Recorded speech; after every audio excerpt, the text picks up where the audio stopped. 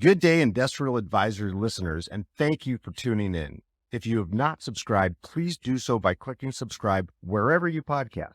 Click the like button and hit the bell if you want notifications of when we put up new content. Leave us a comment about anything we discuss here today or general comments about the show. Now, let's get into it.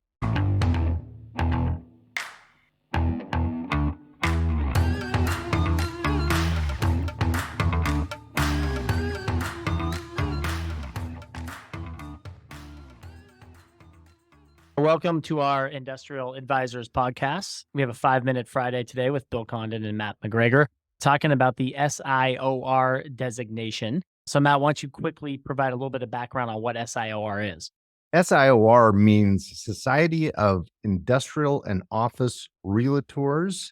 It's a national, international organization that's been around for a very, very long time, has thousands of members. I think, if I remember, 3,900 and some odd members. Has a couple of large conferences a year in the US. I'm sure has some abroad as well, and has been one of the best designations historically you can get in commercial, industrial, and office real estate. Very good.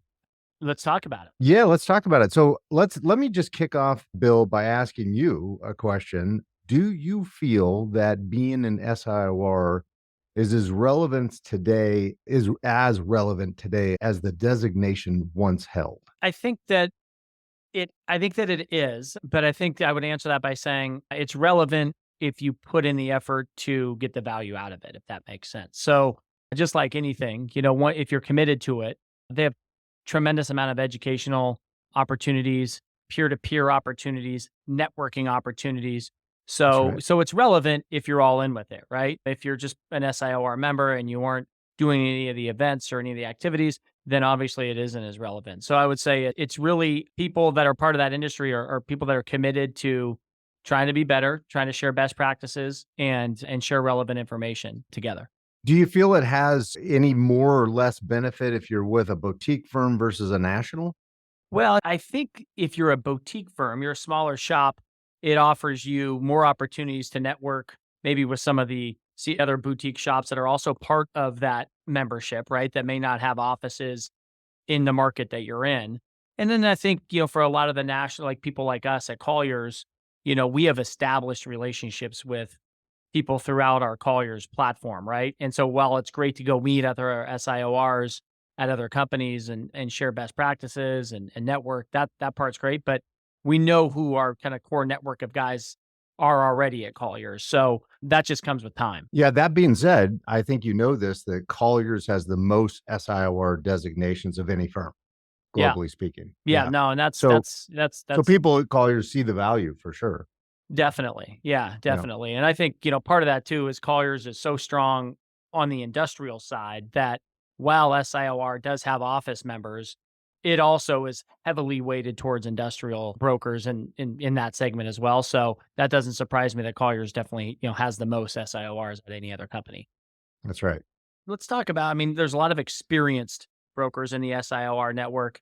Would you recommend it for a young broker? I know there's some tenure that you have to have. I think it's, I don't know what it is now, but probably a minimum of 5 years. Maybe it's more than that.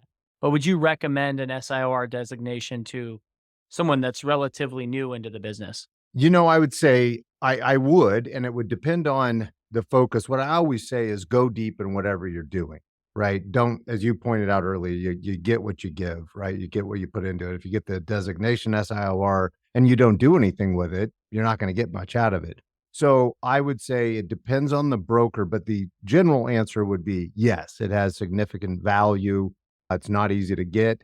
But I would say it depends on how much time the broker's going to, put into it and what the broker's looking to get out of it. For example, I always say you get an SIOR for the network, you get a CCIM for the education, right? Yeah. And so if somebody is maybe lacking or wants that education, mostly on the cap market side, man, CCIM is great, right? It's a really hard designation to get.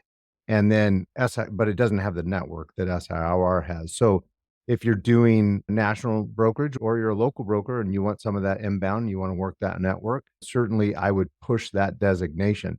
And to that point, Bill, in preparation of this podcast, I did reach out to a 25 plus year SIOR broker and I asked him a couple questions, same as you. And I just want to go over his answers. And I asked him the same question. Is it as relevant today as it was when he came in the business and got the designation?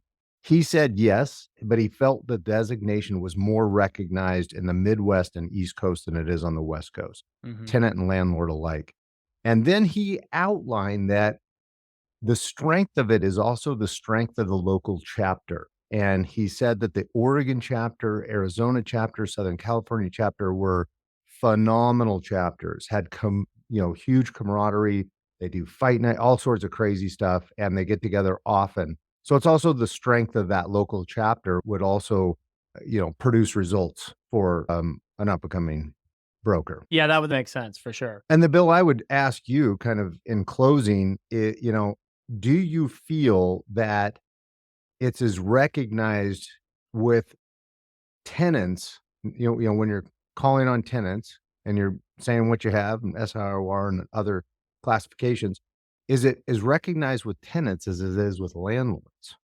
I think the landlords use SIOR, the ones that are part of it for networking, to network with large national tenant brokers. I think on the user side, yeah, I think that corporate tenants are familiar with the term SIOR. They know what it is. I don't know how deep they really truly know what it actually means and all of that, but I know that there is value to corporate tenants for using the SIOR network. And so, yeah, I think that most of the larger tenants do know what the designation is and what it stands for today. Well said. Well, we're definitely both SIORs. We've had benefits in our career of holding that designation, and we would recommend it to young up and coming brokers that qualify for it. And we thank everybody for tuning into this 5 Minute Friday. Thank you very much.